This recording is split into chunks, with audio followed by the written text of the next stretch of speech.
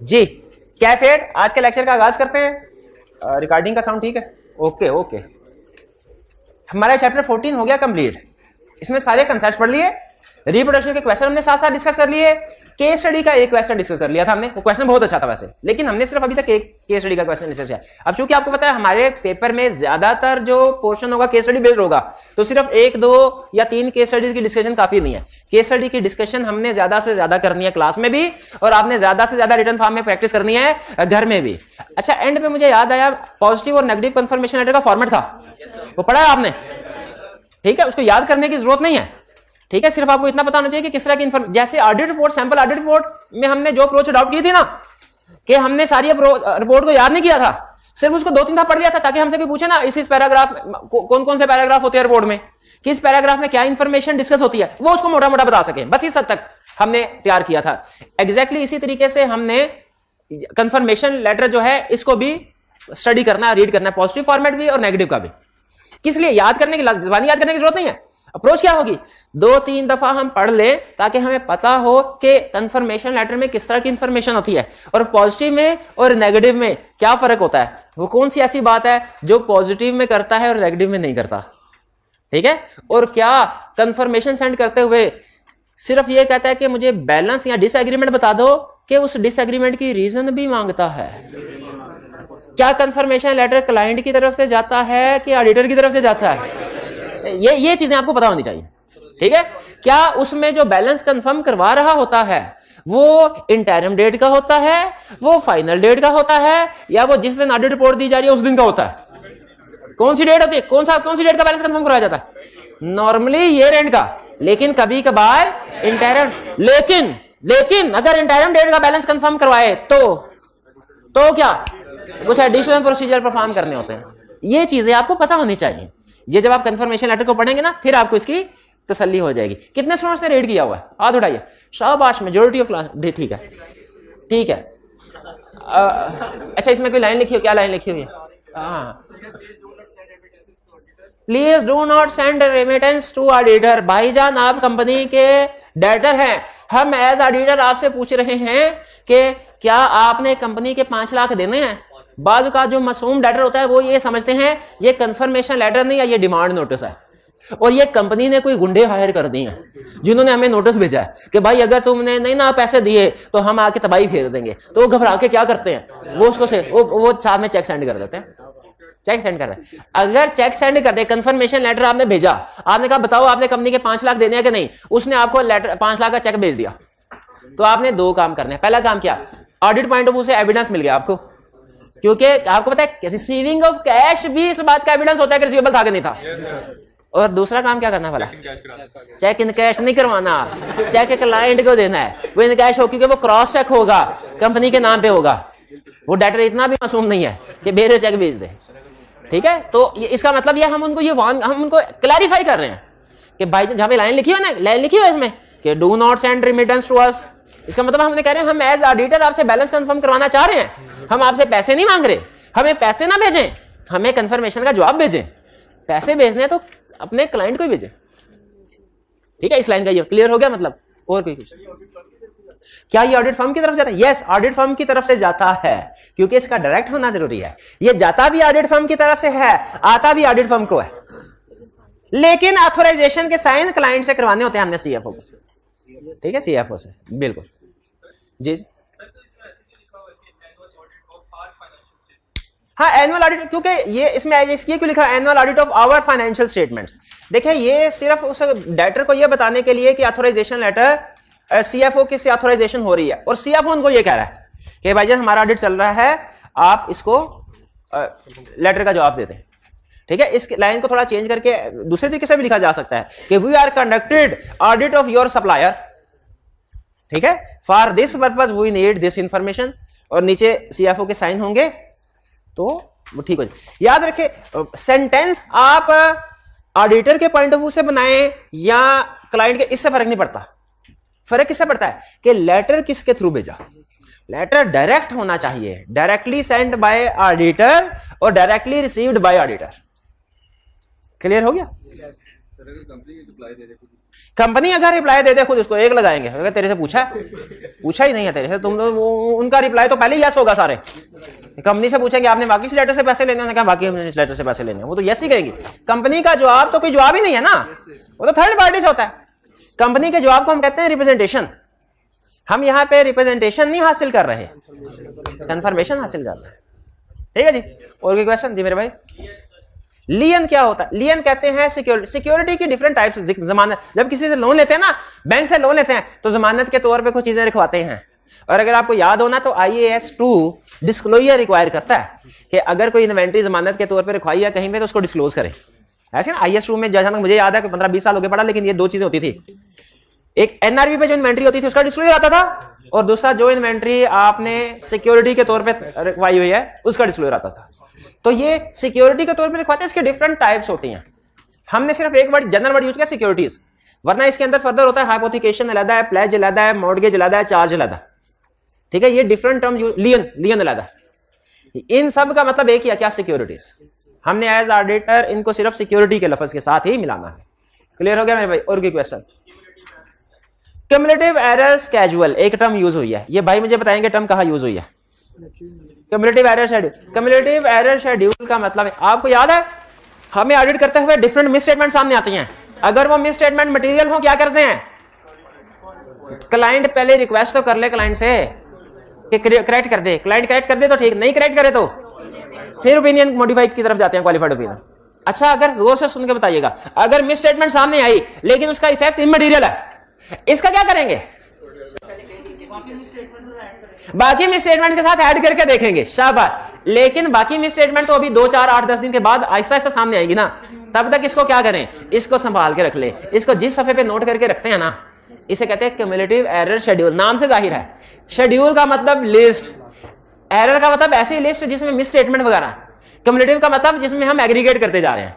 Cumulative error schedule का ऐसे list जिसमें हम मिस स्टेटमेंट्स को एग्रीगेट करते जा रहे हैं, ताकि एंड में जाके देख ले इनका एग्रीगेट इफेक्ट मटेरियल बनता है कि नहीं बनता। अगर कोई मिस स्टेटमेंट इंडिविजुअली मटेरियल हो, उसकी वजह से ओपिनियन मॉडिफाई होता है?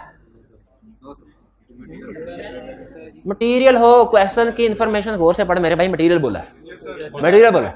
अगर कोई मिस स्टेटमेंट इंडिविजुअली मटेरियल हो, उसकी वजह से ओपिनियन मॉडिफाई होगा। अगर कोई इंडिविजुअली इमटेरियल है लेकिन दूसरों के साथ मिस स्टेटमेंट के साथ मिलकर मटेरियल बन गई, अब ओपिनियन मॉडिफाई होगा कि नहीं? या सब भी होगा? होगा। तो इंडिविजुअली भी मिस स्टेटमेंट मटेरियल हो सकती है और एग्रीगेट भी मटेरियल मिस स्टेटमेंट मटेरियल हो सकती है। हमने दोनों को देखना है। क्लियर हुई है बात? और कोई क्वेश्चन? कोई क्वेश्चन नहीं? चलिए अच्छा, अब सुन लें। आज से हो गया हमारा रगड़ा प्रोग्राम शुरू। इससे पहले अच्छा, बुक के बारे में आप बुक पब्लिशिंग के लिए भेज दिया मैंने, ठीक है? और वो उम्मीद है जुम्मे रात की रात को, अब शाम को अवेलेबल होगी पब्लिशर। मैंने उसे कहा भाई दोपहर को कर देना, सुबह कर देना, तो लेकिन बहरहाल वो कह रहा था जुम्मे रात की शाम तक सर हम कोशिश करके कर देंगे। तो उम्मीद है आपको। लेकिन तब तक देखें, हम चूंकि प्रैक्टिस तो करवानी, आपको जो चीजें भी चाहिए होंगी ना, जो चीजें भी, जो नोट्स चाहिए, केस स्टडी, वो सारी मेरी जिम्मेदारी मैं आपको प्रोवाइड करूंगा। यानी इन 3-4 दिनों में भी हमारी लर्निंग, हमारी प्रैक्टिस रुकनी नहीं चाहिए, ना ही रुकेगी इंशाल्लाह। तो आपको अब हमने चूंकि केस स्टडीज की तरफ जाना है, केस स्टडी की प्रैक्टिस, अब आपको डेली बेसिस के ऊपर केस स्टडीज की होम असाइनमेंट दी जाएगी। अब आपको डेली बेसिस के ऊपर केस स्टडी की होम असाइनमेंट दी जाएगी, ठीक है? और वो रिटन फॉर्म में आपने करनी है, रिटन फॉर्म में आपने करनी है ये, और हम उसको चेक करेंगे, ठीक है? हम उसको डेली बेसिस के ऊपर क्या दिया जाएगा आपको? होम असाइनमेंट, जो हमने क्या करना होगा? चेक करनी होगी। और अगर आप असाइनमेंट ना करके आए तो समझ आए, ये आप कल आपको पता चल जाएगा, कल आपको पता चल जाएगा। हाँ जी, हाँ, क्योंकि मैं इंक्वायरी से आपको नहीं बताना चाहता कि आपके साथ क्या होगा, मैं चाहता हूं आप ऑब्जर्व करें, ऑब्जर्व कर रहे हैं, ठीक है? कि आपके साथ क्या होगा जब आप केस स्टडी नहीं करके आएंगे। तो आज की होम असाइनमेंट सुन लें। आपको अभी थोड़ी देर में वॉल्यूम 2 डिस्ट्रीब्यूट हो जाएगा क्लास में, उसके क्वेश्चन नंबर 1, 3, 4, 8 1 एंड में कीजिएगा। 1 एंड पहले 3 कर लें, 4 कर लें, 8 कर लें, फिर बाद में एंड पे क्वेश्चन नंबर। ये 4 केस स्टडीज रिटन फॉर्म में। अच्छा, रीडिंग अगर आप करके आए, ये असाइनमेंट नहीं समझी जाएगी कि आपने अटेम्प्ट किया। अगर आपने सिर्फ की पॉइंट्स लिखे, ये भी रिटन असाइनमेंट नहीं समझी जाएगी। अगर आपने पढ़ के उसको अंडरलाइन कर लिया, ये भी असाइनमेंट वही अटेम्प्ट हुई समझी जाएगी जो आपने ऐसे ही की है जैसे एग्जाम में करता है। जैसे एग्जाम में करते हैं, क्योंकि अगर यहां पे कीवर्ड्स लिखे ना तो एग्जाम में भी जहन में कीवर्ड्स ही आएंगे, एग्जाम में भी जहन में कीवर्ड्स ही आएंगे, ठीक है। तो इसीलिए आपने रिटर्न, और कैसे रिटर्न में, जैसे एग्जाम में करते हैं कंप्लीट सेंटेंस फॉर्म में। ये सबके लिए, हर आज के बाद जितनी भी असाइनमेंट्स मिलेगी सबके लिए सोल्व बता रहा हूं। तो चैप्टर 14 एक्सटर्नल कंफर्मेशन की केस स्टडी 4 आपकी होम साइड में क्लियर।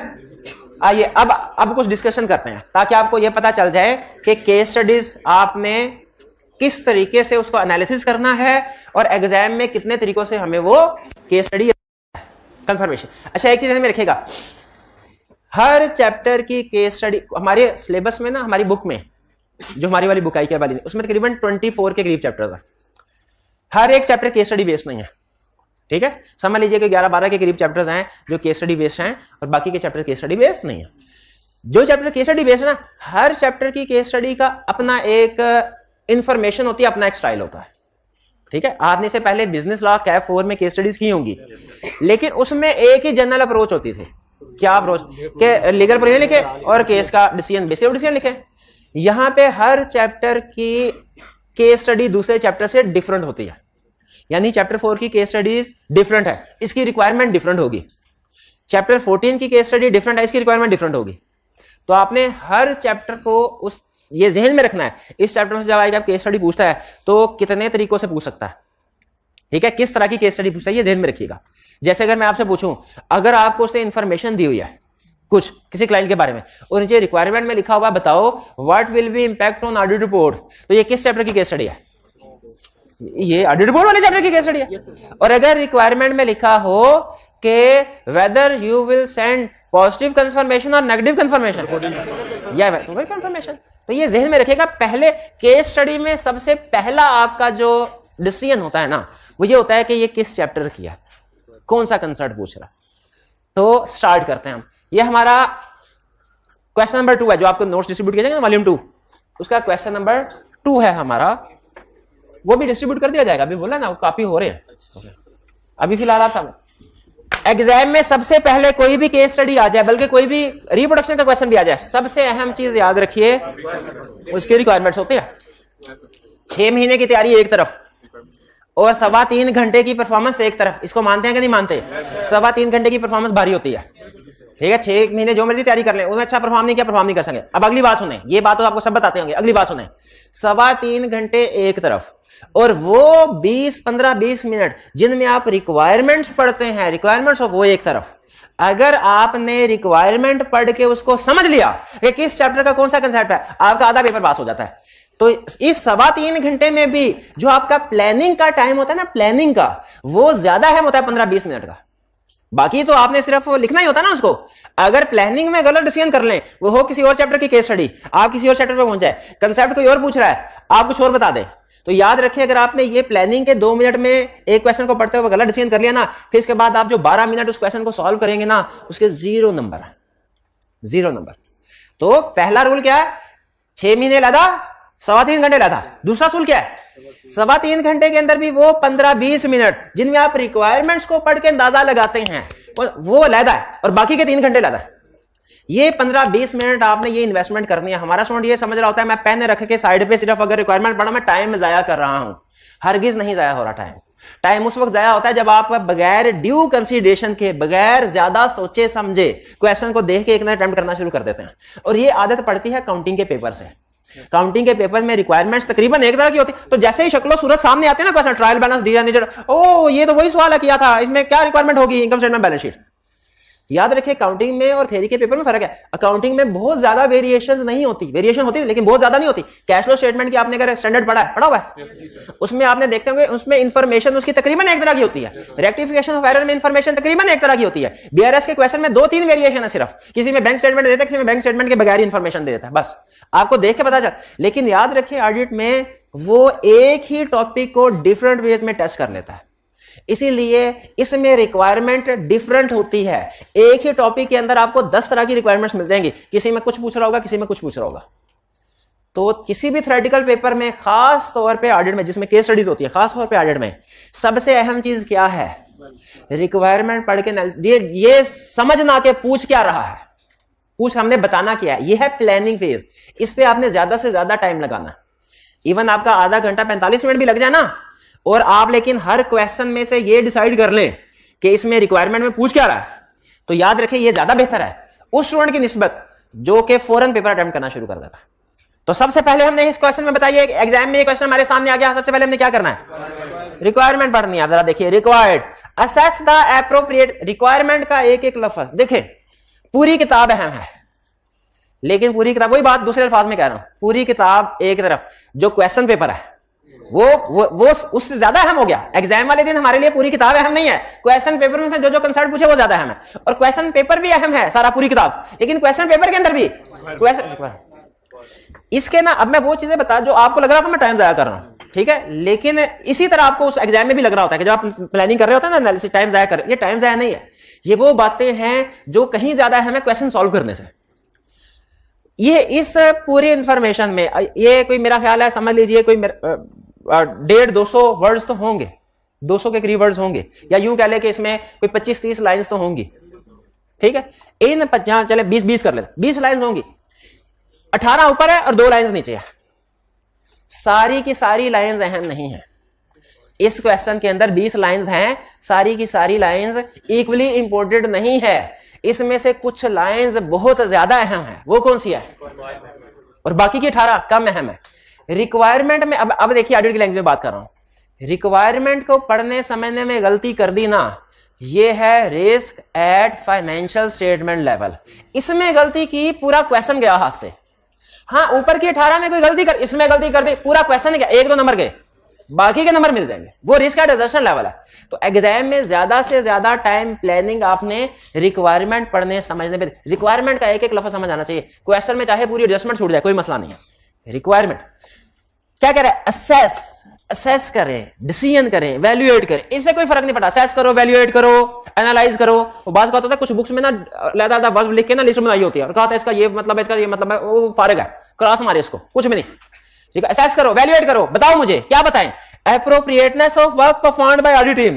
क्या कह रहा है, assess appropriateness of work performed by audit team. क्या कह रहा है, असेस करो, वैल्यूएट करो कि काम टीम ने ठीक किया है कि नहीं, टीम ने काम ठीक किया है कि नहीं। मुझे इससे तकरीबन कंफर्म हो गया टीम ने कोई ना कोई गलत काम किया, और ठीक काम किया होता तो सवाल थोड़ी बनता। केस बनता ही तब है जब कोई गड़बड़ होती है। तो इसका मतलब है टीम ने कोई काम किया है और उसने प्रोसीजर ही परफॉर्म किया, और हमसे वो ये पूछ रहा है कि क्या वो प्रोसीजर ठीक परफॉर्म किए कि नहीं।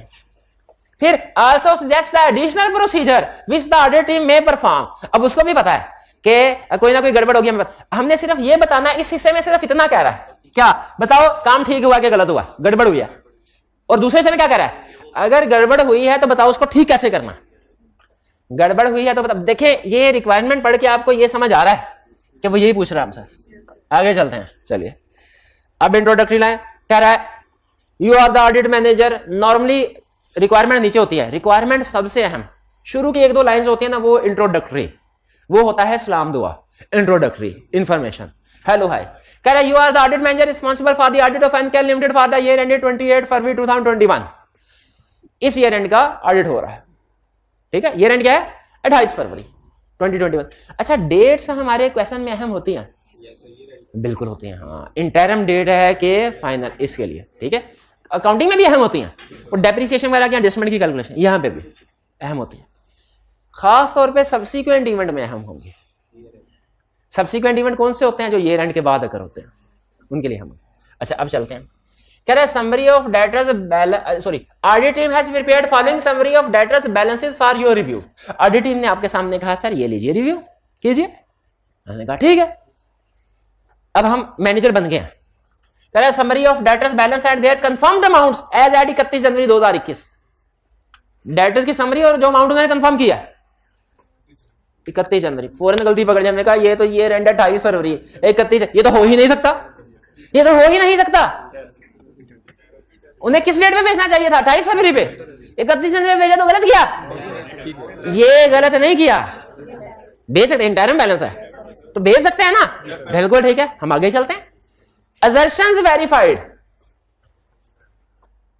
Assertions verified, completeness, cut off and rights and obligation. Completeness नहीं होती, की बात है, मैं कहता हूं कट ऑफ भी नहीं होती, कट ऑफ होती है, और डेटर्स में कट ऑफ कहां से आ गई?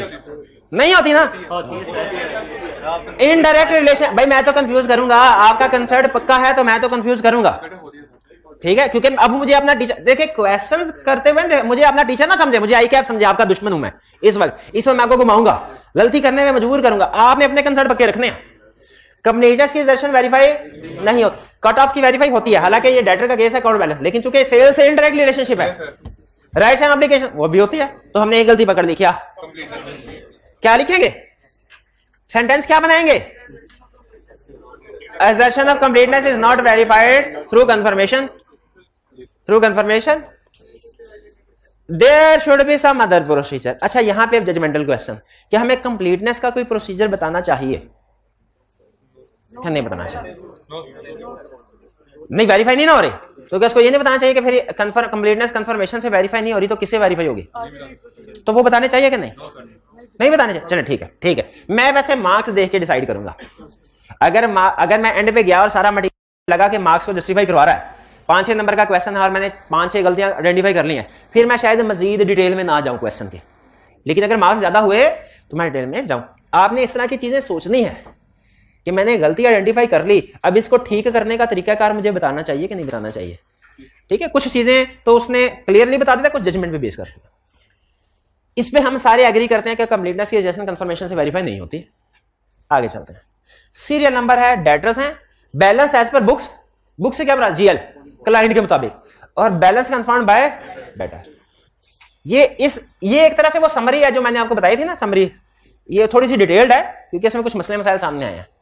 ये वाला पेज हम हर ऑडिट के एंड पे बनाया करते हैं, जिसमें लिस्ट होते हैं, डेटर्स होते हैं और आगे समरी। अल्फा, बुक्स का बैलेंस 8 लाख, डेटर ने कंफर्म किया 8 लाख। कमेंट्स? नो कमेंट्स, काम ठीक किया।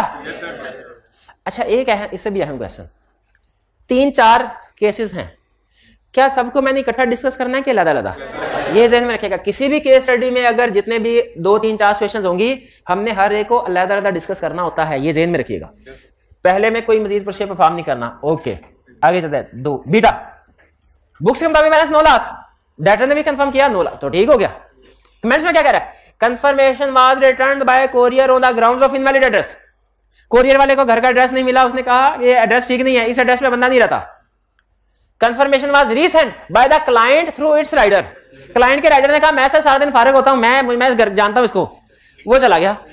Reply was received directly by the auditor. अच्छा, sent was indirectly, received was directly, गड़बड़ है गए।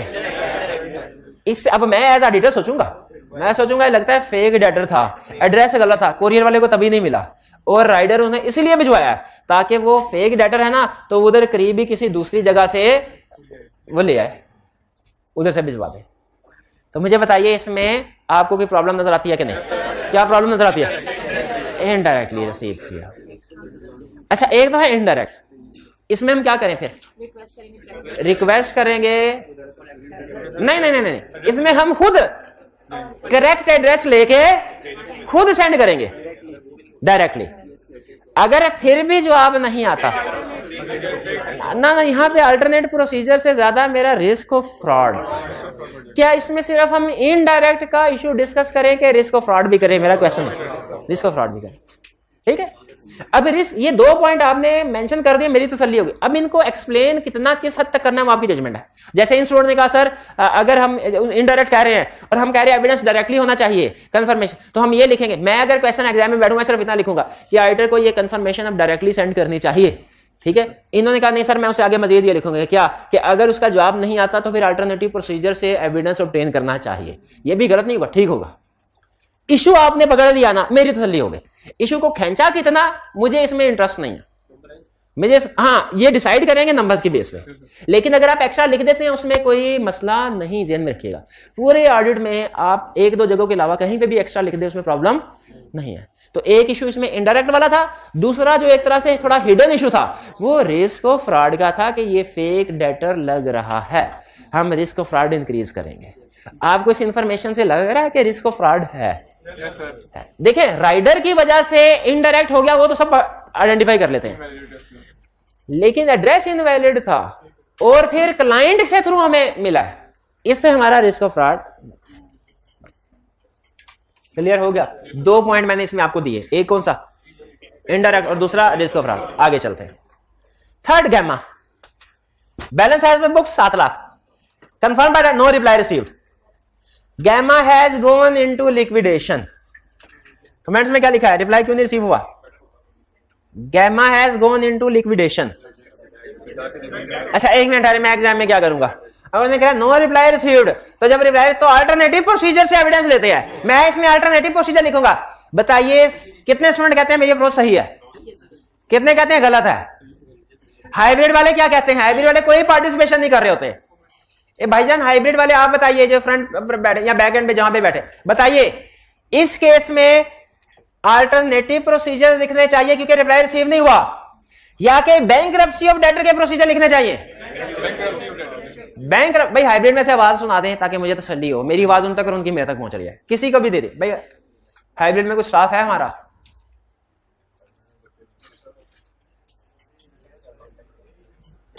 किसी को दे दीजिए, किसी को माइक दे दें। हाँ ये भाई हिम्मत की, शाबाश, हिम्मत कीजिए मेरे भाई।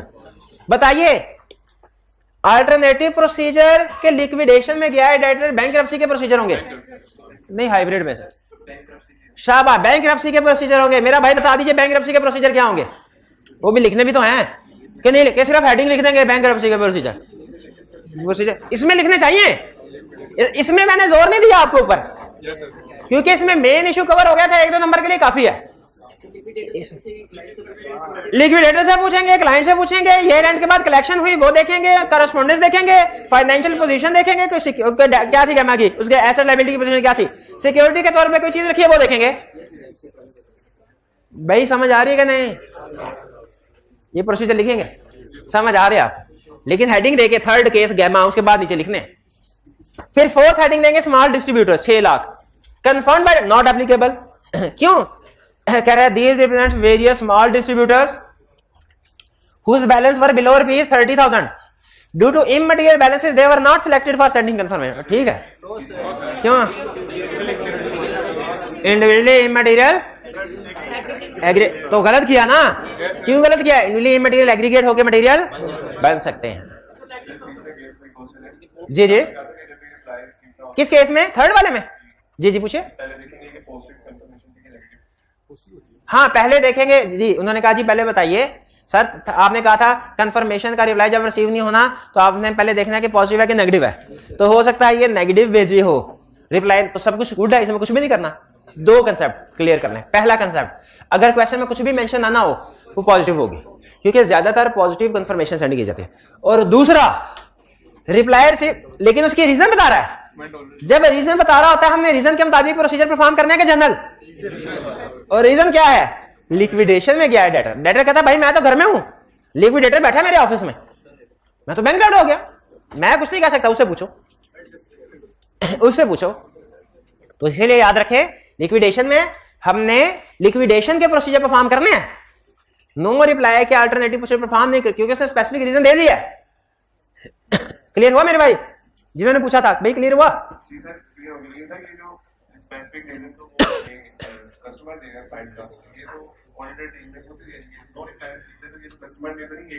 नहीं इंफॉर्मेशन हमारे पास आ गई ना, मे भी ये इंफॉर्मेशन कंफर्मिंग पार्टी के थ्रू आई हो, हमारी टीम के थ्रू आई हो, मे भी मैनेजमेंट ने बताई हो, लेकिन बार इंफॉर्मेशन हमारे पास आ गई कि डेटर बैंकरप्ट हो गया। डन, ये भी क्लियर? अच्छा अब सुन ले, आपने हर केस स्टडी जब सॉल्व, असल मकसद क्वेश्चन सॉल्व करना नहीं होता, क्वेश्चन के अंदर जो उसने एडजस्टमेंट्स चेक किए है ना, जो ट्रिकी कंसेप्ट वो निकालना, वो सीखना होता है। तो आपने जब ये सारा आधा घंटा लगा के रिटन फॉर्म में केस, कोई भी केस आइंदा से कोई भी केस, मेरी बल्कि काउंटिंग में भी ये प्रैक्टिस होती थी जो मैं अब आपको बताने जा रहा हूं, आपने केस स्टडी में, तो उसके बाद आपने सोचना है इसमें लिखा तो मैंने एक सफे पे सॉल्व किया है, इसमें लेकिन काम की चीजें 3-4 ही थी, वो चीजें क्या थी वो आपने लिखना है। ठीक है? जैसे इसमें पहले वाले केस में इशू, पहले वाले केस में तो कोई इशू नहीं था, सेकंड वाले केस में इशू क्या था? इनडायरेक्ट। तो आप साइड पे लिख दे कि एग्जाम में इनडायरेक्ट कंफर्मेशन देगा, ये छोटी सी लाइन लिख दे, एग्जाम में इनडायरेक्ट कंफर्मेशन देगा। आगे आपको पता आपने इसको सजेस्ट क्या करना है, डायरेक्ट हो।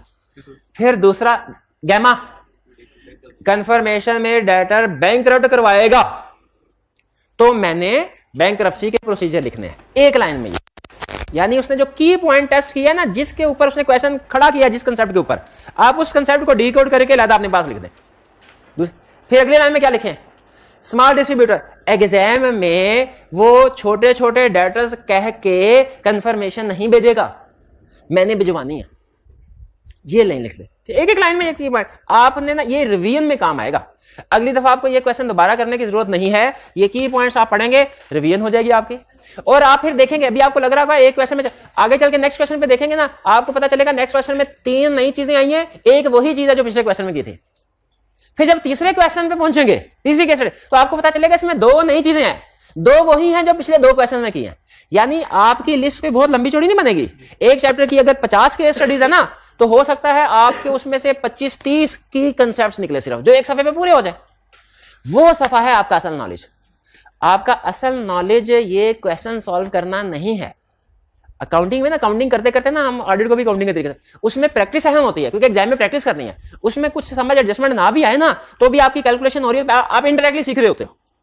हालांकि मैं जब स्टूडेंट था, मेरा उसमें भी असूल था कि असल तो मार्क्स आपको पता है ट्रायल बैलेंस की पोस्टिंग के नहीं होते, एडजस्टमेंट के होते हैं। तो मैं ये लिखा करता था कि डिस्पोजल अकाउंट में सबसे अहम चीज क्यूमुलेटेड डेप्रिसिएशन कैलकुलेट करना है, जिसमें हम नंबर ऑफ ईयर्स काउंट करते हुए गलती करते हैं, वो ध्यान से देखना। ये मैं लिख लेता होता था ताकि आपको पता चले, आप एग्जामिनर की तरह सोचना शुरू करें, स्टूडेंट की तरह नहीं कि क्या चीज ट्रिकी है, एग्जामिनर वो पूछेगा। तो आपने आइंदा इस तरीके से काम करना है। यानी जिस भी केस स्टडी को सॉल्व करना है ना, उसमें से लिए नई चीज होगी, नया तरीका वारदात होगा जो आईकैप का। हर केस स्टडी को सॉल्व करने के बाद जो आईकैप का नया तरीका वारदात है, वो आपने केस में से उठा के अपने पास नोट्स में लिख देना, कहीं किसी सफे पे। ठीक है, ये आपने हर चैप्टर में करेंगे। इसमें एक इशू रह गया है, कोई माई का लाल जो बताए इस क्वेश्चन में क्या इशू रह गया? नो नेगेटिव कंफर्मेशन, पॉजिटिव हो रही है, पॉजिटिव। अच्छा, इसमें करना क्या चाहिए, ये क्या है? नहीं, इसको भी कवर करना चाहिए। ठीक है, मैं इस बात से एग्री करता हूं कि इन्होंने कहा सर ये बता दे इसमें कोर्स ऑफ एक्शन क्या होगा। इसमें ऑडिटर को अपनी कंफर्मेशन में इनको भी कवर करना चाहिए। हाँ, पॉजिटिव के बजाय नेगेटिव सेंड कर सकता है, लेकिन कवर जरूर करना चाहिए। प्रोसीजर चाहे पॉजिटिव का है चाहे नेगेटिव, फर्क नहीं है, लेकिन कवर जरूर करना चाहिए। एक इशू अभी भी रह गया। हाँ जी, ये इंटरम डेट का केस था। ये रेंट पे का फर्दर प्रोसीजर नहीं लिखने, हमने लिखने हैं कि नहीं लिखने? हम समझ रहे होते हैं। अच्छा, साइकी बनी होता है, मैं फिर वही कहूंगा काउंटिंग, क्योंकि वो आदतें वो प्रैक्टिस करते हैं ना।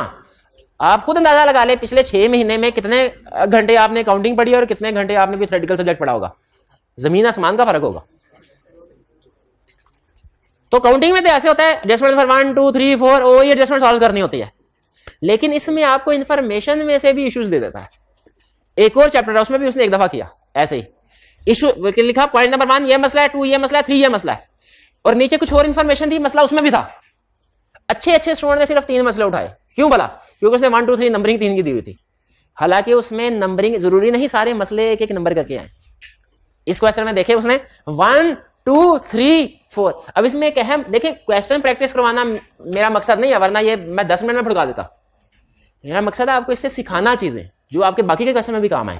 अब मैं आपको बहुत अहम एक आज के लेक्चर की सबसे 2 चीजें, सब कुछ भूल जाएं, 2 चीजें ना भूले, 2 चीजें पिक कर लेना आज का लेक्चर पा रहा है। पहली चीज मैंने आपको बताया, 6 महीने एक तरफ, 3.25 घंटे एक तरफ, और 3.25 घंटे एक तरफ, 15 मिनट एक तरफ, या इसी को दूसरे अल्फाज में कहते हैं सारी किताब एक तरफ, पेपर में जो कंसेप्ट टेस्ट हुए एक तरफ, और पेपर एक तरफ, रिक्वायरमेंट्स एक तरफ। रिक्वायरमेंट सबसे, बाकी जो मर्जी गलती कर ले। कोई भी स्टूडेंट जो है ना, नॉर्मली जो मेरा एक्सपीरियंस है, वो इंफॉर्मेशन में से कोई चीज स्किप कर ली, कोई ऐसा लफ्ज इंग्लिश का लिखा हुआ था जो समझ में नहीं आया, इस वजह से फेल नहीं होता। नॉर्मली रिक्वायरमेंट को सही समझ नहीं पाए, इस वजह से फेल होते हैं। तो रिक्वायरमेंट के ऊपर आपने फोकस, एक ये चीज है। और दूसरी चीज, आइंदा प्रैक्टिस हर सब्जेक्ट में सी है, जब कभी कोई भी क्वेश्चन करे ना रिटन फॉर्म, एक तो रिटन फॉर्म में करना है, उसमें से जो आईकैप का तरीका है वारदात है, वो आपने लदा कर लेना। ठीक है, ये आपने लदा कर लिया ना, आईकैप कभी आपको पकड़ नहीं सकेगा। ऐसी कि तैसे आईकैप की कोई ऐसा क्वेश्चन बनाए कि आप ना कर सके। लेकिन अगर आपने रिटन फॉर्म में प्रैक्टिस की और प्रैक्टिस करने के बाद जो तरीकाकार उसका अलग सफे पे लिखना है, ये 2 बातें फॉलो कर लें, बाकी कुछ नहीं चाहिए मुझे आज के लेक्चर में, आपसे और कुछ नहीं चाहिए। लेकिन तीसरी चीज एक और अब आपको बता रहा हूं, ये इतनी अहम नहीं है जितनी पिछली 2 थी, लेकिन ये भी अहम है। काउंटिंग में 1 2 3 4 करता ना अगर ऐसे, तो मुझे पता होता 1 में भी एडजस्टमेंट है, 2 में 4 एडजस्टमेंट है क्वेश्चन में। थ्योरी के क्वेश्चन में लाजमी नहीं है। इसमें इशू है, एड्रेस किया, इसमें इशू है, एड्रेस किया, इसमें इशू नहीं है। इसका मतलब है अगर हमें वो 4 इंफॉर्मेशन देता है, 4 पॉइंट्स देता है, हर पॉइंट में मसला हो जरूरी नहीं है।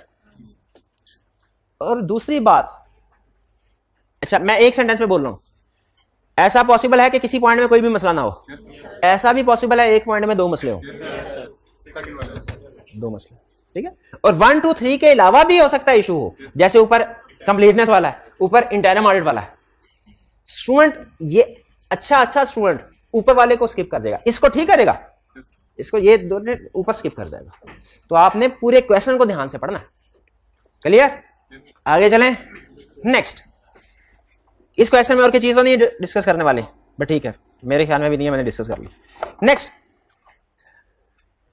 रिक्वायरमेंट। सबसे पहले कमेंट कीजिए on suggestions of job incharge. इसका मतलब है, अब देखें, अब मैं सोच रहा हूं, इसका मतलब है इस क्वेश्चन में कोई जॉब इंचार्ज होगा जिसने कोई सजेशन दी होंगी और कंफर्म, तकरीबन कंफर्म है और उस सजेशन में गड़बड़ होगी, तकरीबन कंफर्म है। कमेंट करना है हमने, यानी ये बताना है कि क्या गड़बड़ है और क्या सही होना चाहिए, ये भी बताना चाहिए कि नहीं, ये भी बताना चाहिए कि नहीं बताना चाहिए।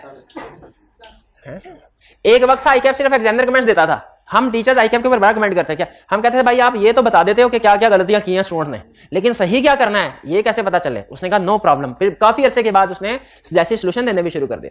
मुझे बताइए, आईकैप सिर्फ एग्जामिनर कमेंट्स दे जिसमें आपकी गलतियां बताए कि सही क्या करना था, जैसे सोल्यूशन वो भी दे, वो भी देता। तो हमने कमेंट भी करना है, कमेंट के अंदर जहां जहां पे ये बताना है कि ये चीज गलत है, वहां पे हमारे पूछे या ना पूछे ये लाजिम है। क्या लाजिम है? ठीक क्या है, अगर कोई चीज गड़बड़ हो रही है तो ठीक है, ये भी बताना है। आप टेस्ट दे रहे हैं, आपको सिर्फ ये पता चल जाए 10 में से 7 नंबर है, ये इतनी अहम बात नहीं है। गलतियां पता 3 नंबर क्यों कटे, ये ज्यादा अहम है। तो सिर्फ ये नहीं बताना है गलत क्या किया, इसमें गलती क्या थी, कैसे ठीक होगा, ये भी बताना है। Assuming that the suggestion by job in charge is not considered appropriate, assume करें कि suggestion job in charge की appropriate नहीं, सही नहीं है। Suggest an alternative approach keeping in view the time limitation। Alternative approach भी बतानी है, time limitation, इसका मतलब है टाइम की गड़बड़ होगी, टाइम कम है, मुकाबला सकता है। टाइम कम हो तो हम क्या करते हैं, इंटरम ऑडिट, नहीं सैम्पलिंग तो टाइम ज्यादा हो फिर भी करते हैं, सैम्पलिंग नहीं है हल इसका। टाइम हमारे पास क़यामत तक का होगा ना, इंशाल्लाह हम एज ऑडिटर फिर भी सैम्पलिंग ही करेंगे, हम ज्यादा काम, क्योंकि स्टैंडर्ड ने इजाजत दी है ना, सैम्पलिंग नहीं, इंटरम ऑडिट है इसका जवाब। लेकिन बहरहाल देखते हैं कुछ और भी क्विक मेथड हो सकते हैं काम करने का, जैसे बाज़ औक़ात कुछ प्रोसीजर हम कंप्यूटर के जरिए से भी कर सकते हैं, कंप्यूटर क्विक परफॉर्मेंस देता है ना। पहला, you are the audit manager in the form of chartered accountants following the extract of email, email को अंडरलाइन करें, received from the job incharge. चलो शुक्र है जॉब इंचार्ज, अच्छा मैं समझा डेटर को से ईमेल आई है, मैं एक दफा घबरा गया था, मैं क्या समझा, क्यों घबरा, डेटर से ईमेल आई है, क्यों, क्योंकि डेटर से जो ईमेल आती है वो तो एक्सटर्नल कंफर्मेशन होती नहीं है ना, होती है, तो उसमें मसला क्या होता है, ऑथेंटिक है कि नहीं, ये इशू होता है, उसकी रिलायबिलिटी, डोमेन वगैरह चेक कर, शाबाश। लेकिन ये मेरी सली, क्योंकि यही मेल आई तो है, लेकिन हमारे अपने मैनेजर की तरफ से आई है, ठीक है, मैनेजर क्या कह रहा है, फ्रॉम द जॉब इंचार्ज की तरफ से, मैनेजर तो हम है, वो जॉब, अच्छा मैनेजर ऊपर होता है कि जॉब इंचार्ज, मैनेजर ऊपर होता है। जॉब इंचार्ज का मतलब है जो टीम क्लाइंट पे जाके काम कर रही है, मैनेजर का मतलब जो ऑफिस में बैठ के चाय पी रहा है, तो वो सीनियर है मैनेजर। क्लाइंट को Concordia limited for the year ending 31 March 2018 करे, अच्छा जवाब क्या करे, I am considering to circulate negative confirmation on 1 April 2018 for debtor balances outstanding as on 31 March.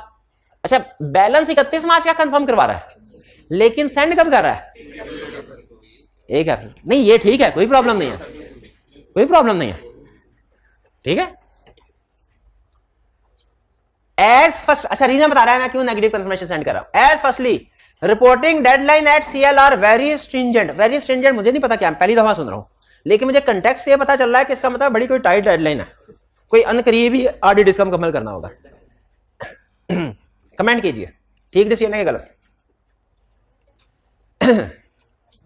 Negative confirmation की जस्टिस, क्या नेगेटिव कंफर्मेशन के क्राइटेरिया में ये क्राइटेरिया था कि टाइम कम हो तो नेगेटिव सेंड कर लेना, वो यही रीजन बता रहा है, पहली गलती, ठीक है। Secondly the population comprise of large number of small balances, ये ठीक है, अच्छा इसमें गलती नहीं है तो इसको छोड़ दें। एंड थर्डली रिस्क लो, ये भी ठीक है, इसको भी छोड़। हाँ क्या हमें इसमें सिर्फ एक एरर लिखना चाहिए कि stringent deadline is not a valid criteria to determine negative confirmation. या जो मिस है वो भी मेंशन करें, ये सब वो भी मेंशन करना चाहिए। अब देखें, अब डिस्कशन ज्यादा टेक्निकल हो जाएगी, एक ही लेक्चर में पता नहीं कितनी चीजें बताना मुनासिब है कि नहीं, बता देता हूं। लोग गलतियां करते हैं ना दो तरह की, जो मिस्टेक्स करते हैं ना लोग दो तरह, एक होती है एरर, एक होता है ओमिशन। एक होती है एरर, एक होता है ओमिशन। एरर का मतलब क्या है? काम किया लेकिन गलत। ओमिशन का मतलब क्या है? काम किया ही नहीं। दोनों गलतियां। एरर में हमने ये बताना होता है कि ये काम नहीं करना था, ओमिशन में बताना होता है कि ये काम करना था। इस सेंटेंस में नेगेटिव कंफर्मेशन के हवाले से एरर भी है, ओमिशन भी है। अब स्टूडेंट क्या करता है भला? अच्छा, स्टूडेंट इसको आइडेंटिफाई कर लेता है कि सर ये रेलिवेंट क्राइटेरिया नहीं है नेगेटिव कंफर्मेशन डिसीजन करने में, लेकिन जो पॉइंट दो ओमिटेड थे उस पर कमेंट करना भूल जाता है कि मेरे इसमें ये भी बताना है कि negative confirmation appropriate provided other two condition are also met. जो आपको बताया मैंने वो भी लिखने। क्लियर हुआ? ये एरर और ओमिशन दोनों क्लियर हो गए? हाँ, क्या टॉप पे एक दफा सारी चारों कंडीशंस लिख के फिर क्वेश्चन सॉल्व कर लेना ज्यादा बेहतर है कि डायरेक्ट कर दे? मेरा ख्याल है बेहतर यह है कि चारों कंडीशन लिख देनी चाहिए, क्योंकि मैंने आपको एक टिप बताई हुई है कि जब कभी नेगेटिव कंफर्मेशन की एप्रोप्रिएटनेस पूछे, बेहतर है चारों कंडीशन। ज्यादा टाइम नहीं लगता, 2 ढाई 3 मिनट में लिख देते हैं। लेकिन बहरहाल फिर भी अगर आप समझते हैं मटेरियल ज्यादा है, नंबर कम है, तो ना लिखें। लेकिन मेरा ख्याल है लिख देना बेहतर है, to be on safe side. लिख देना बेहतर है। पहला इशू क्लियर हो गया। दूसरा, I have also been offered by CL CFO that one of their staff would get all the confirmation signed from the debtors and deliver them to our firm's office. This could help us in meeting the reporting deadline. Indirect है। Verify। ठीक है। अच्छा, अब हम कहेंगे ये unacceptable है, हम डायरेक्ट कंफर्मेशन सेंड करेंगे। अच्छा, कह रहे टाइम कम है, सजेशन दीजिए टाइम को सामने रखते हुए। जी, इंटायरम ऑडिट कर लें पहली, करेक्ट। और उसके बाद फर्दर एक ऑप्शन भी, और कोई ऑप्शन है आपके पास? इंटायरम ऑडिट वाले ठीक है भाई। कंफर्मेशन का जवाब जल्दी आ जाए, कोई और ऑप्शन है आपके पास क्या? खुद चले जाए। ईमेल भी तो जल्दी चली जाती है, ईमेल भी एक्सेप्टेबल है, वो कर सकते हैं। तो ये 2-3 हमारे पास फर्दर ऑप्शंस है क्विक रिप्लाई लेने के लिए। क्लियर हो गया? ईमेल का जवाब दे नहीं, लेकिन ईमेल का जवाब भी देर से, लेकिन बहरहाल लेटर से तो निस्बतन जल्दी आ जाएगा ना। लेटर से डेटर्स को उठवा के ले आओ भाई। समझ आ गया ये? अच्छा बताइए, इस केस स्टडी में आपने क्या नई चीज सीखी? क्या ई कैप का नया तरीका वारदात सीखा आपने? पहला, नेगेटिव कंफर्मेशन को चेक करते हुए कोई गलत कंडीशन भी दे सकता है और सही कंडीशन ओमिट कर सकता है। एक ये, और दूसरा अपना मैनेजर तो गलती कर सकता। और दूसरा, इसमें क्या सीखा आपने? हाँ, ये तो पहले वाले लेक्चर में सीख चुके थे, पहले वाले लेक्चर में सीख चुके थे कि इनडायरेक्टली एक्सेप्ट नहीं करना। इसका मतलब है नेक्स्ट क्वेश्चन किया ना तो इसमें हमारे कुछ चीजें ऐसी थी जो रिपीट हुई हैं, कुछ चीजें नहीं थी। अब जैसे जैसे आपकी प्रैक्टिस बढ़ती जाएगी ना, नई चीजें कम होती जाएंगी। होनी चाहिए। और याद रखें, अगर कोई केस स्टडी या कोई क्वेश्चन आपने जिंदगी में ऐसा किया जिसमें कोई नई चीज आपके सामने नहीं आई, तो आपने टाइम जाया किया। आपने टाइम नहीं, हर केस। और आई कैप की ये ब्यूटी है, ये मैं आपको बता रहा हूं कि नॉर्मली हर क्वेश्चन में आपको कोई ना कोई नई चीज सीखने को मिलती है, जिसका एक मतलब ये भी हुआ कि आप तैयारी जितनी मर्जी कर ले, एग्जाम में जब जाएंगे उसमें भी तो कोई नई चीज सीखने को मिलेगी। लेकिन याद रखें, अगर आपने 80% तक भी पेपर कंप्लीट कर लेते हैं ना, आसानी के साथ पास हो जाएंगे। आसानी 76% तो मैंने अटेम्प्ट किया हुआ ना पेपर सर, 24 नंबर का छोड़ ही दिया, फिर भी पास हो गया। और इस 74 में आप अंदाजा लगा ले गलतियां भी, ये तो मैंने सिर्फ मिशन कराया ना, 26 नंबर का पेपर मिट गया। अब 74 में भी सारी चीजें ठीक थोड़ी होंगी। तो याद रखें, आई कैप की मार्किंग का तरीका वो फिर किसी लेक्चर में आपको बताऊंगा। मार्किंग का तरीकाकार क्या है? मार्किंग का तरीकाकार ऐसे होता है कि 80% क्वेश्चन अटेम्प्ट करने वाले को 100% मार्क्स मिल जाए, है ना जी बात? पहले नहीं ना कभी सुनी है बात, क्या सुने हैं? क्या मार्किंग का तरीकाकार ऐसा होता है कि 80% क्वेश्चन अटेम्प्ट करने वाले को 100% मार्क्स मिल जाए। ये मैं अभी नहीं बताऊंगा ये क्या से, बस एक हिंट दे देता हूं। एक होता है मैक्सिमम मार्क्स, एक टर्म होती है maximum marks in the question, एक टर्म होती है available marks in the question. अगर आपसे कहे चार इश्यूज ढूंढो, तो क्या लाजमी है कि केस स्टडी में 4 इश्यूज होंगे? ज्यादा अगर 5 हैं लेकिन आप सिर्फ 4 अटेम्प्ट कर सके, तो बताइए क्वेश्चन आपने 80% अटेम्प्ट किया, मार्क्स 100% मिल सकते हैं कि नहीं मिल सकते? मिल सकते हैं। ठीक है, तो इसीलिए याद रखें, इसीलिए हम बार बार कहते हैं हर क्वेश्चन अटेम्प्ट करना लाजमी है, कोई भी क्वेश्चन कंप्लीट करना लाजमी नहीं है। समझ आ रही है कि नहीं? ये बातें ऊपर से गुजरी होंगी। हर क्वेश्चन अटेम्प्ट करना लाजमी है, हर क्वेश्चन कंप्लीट करना लाजमी नहीं है। 80-90% में बोलेंगे छोड़ दे, आगे निकले। मैं स्टूडेंट लाइफ, बस आखिरी बात, वो सिर्फ गपशप के लिए कह रहा हूं। स्टूडेंट लाइफ में अकाउंटिंग के पेपर में एक बड़ी गलती पता है क्या करता था? एंड पे जब बैलेंस शीट बन रही होती था उसका टोटल कर रहा था बराबर है कि नहीं है, ये देखने के लिए। हालांकि टोटल करने का कभी दुनिया की किसी बॉडी में कोई नंबर होता ही नहीं है, नंबर होता ही नहीं है। तो लेकिन उसके बगैर लगता है क्वेश्चन कंप्लीट ही नहीं हुआ, अंदर से आवाज आती नहीं टोटल करके देख, टोटल करके देख, और वो टोटल कभी टैली होता ही नहीं है। और फिर उसके बाद फिर 2 रास्ते निकलते हैं, फ्लो चार्ट में 2 रास्ते, या तो हम रिवर्स जाके गलती ढूंढने की कोशिश करते हैं, वो भी गलत है, और दूसरा अगले क्वेश्चन में टेंशन ले लेते हैं। इसीलिए हमने कभी, अभी आपके अकाउंटिंग के टीचर बेहतर बताएंगे, मेरा तजर्बा यह है कि क्वेश्चन जब कर लेना एंड में बैलेंस शीट का टोटल कभी ना करें। हाँ भाई बिल्कुल ठीक है, हो ठीक है। चलिए, अच्छा असाइनमेंट नोट कर लिया आपने? चलिए फिर बाकी अब क्वेश्चन हम कल डिस्कस करेंगे। ठीक है, चलिए आज का लेक्चर यहाँ पे खत्म करते हैं हम। अल्लाह हाफिज।